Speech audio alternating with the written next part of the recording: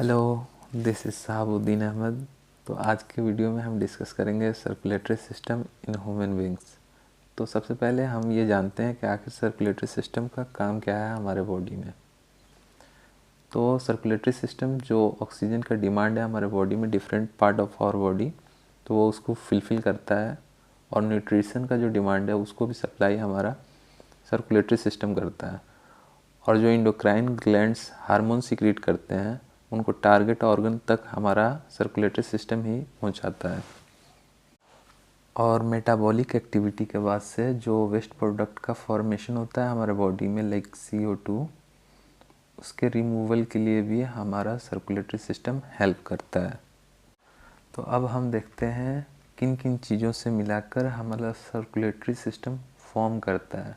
तो component of our circulatory system, then first major organ is our heart which pump the blood.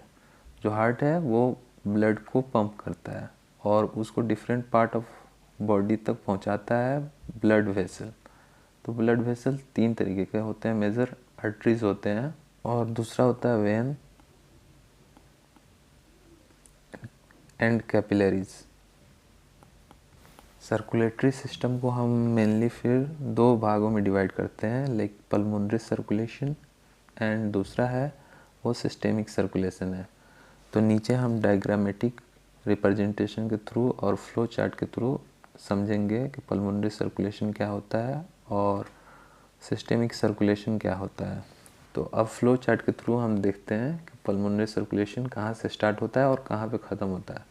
तो pulmonary circulation जो start होता है वो right ventricle से स्टार्ट होता है। उसके बाद वहाँ पे पल्मोनरी वॉल्व्स हैं जो राइट वेंट्रिकल के कॉन्ट्रैक्शन के बाद ओपन होते हैं।